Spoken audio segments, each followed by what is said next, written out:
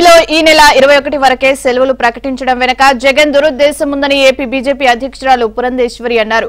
ఈ నెల 22న ఒక అద్భుతమైన ఘట్టం అయోధ్యలో ఆవిష్కృతం కానుందని ఆమె తెలిపారు. ఈ నెల 22న శ్రీరాముని ప్రాణ ప్రతిష్ఠ ఉన్నందున ఆ రోజు కూడా సెలవు ప్రకటించాలని డిమాండ్ చేశారు. బలరాముని ప్రతిష్ఠ కార్యక్రమం వీక్షించేందుకు దేశ ప్రజలంతా ఎంతో ఎదురు చూస్తున్నారని అన్నారు. ఇది ఒక రకంగా చెప్పాలంటే భారతీయుల శతాబ్దాల కళ మరియు దశాబ్దాల పోరాటం ఇది. దాని ఫలితంగా 22వ తారీఖున అయోధ్యలో బాలరాముని యొక్క విగ్రహ ప్రతిష్టను నిర్వహించబోతున్నారు.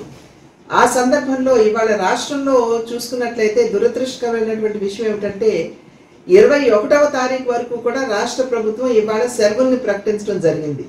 కానీ 22వ తారీఖున యావత్ భారతదేశంలో ప్రతి రాష్ట్రంలో కూడా స్కూళ్ళకి సెలవులు ఇచ్చి పిల్లలతో సహా అందరూ కూడా బాలరాముని యొక్క విగ్రహ ప్రతిష్ఠ ప్రాణ ప్రతిష్టని వీక్షించాలి అని చెప్పి ప్రధాని గారు భావించినట్లయితే అదే రోజున మన ఆంధ్ర రాష్ట్రంలో సెలవు ప్రకటించకుండా కేవలం 21వ తారీఖు వరకే సెలవుల్ని పరిమితం చేయడం అనేది, కానీ దాంతో పాటు ఇంకొక రోజు పొడిగించి 22వ తారీఖును కూడా ముఖ్యమంత్రి జగన్మోహన్ రెడ్డి గారు సెలవు ప్రకటించవలసి ఉన్నా కూడా దాన్ని ప్రకటించకుండా వారు తన మనసులో ఉన్నటువంటి ఒక విషపూరితమైనటువంటి ఆలోచనకి ఇది తార్కాణం అని చెప్పి మనందరం కూడా గమనించాలి. ప్రజలందరూ కూడా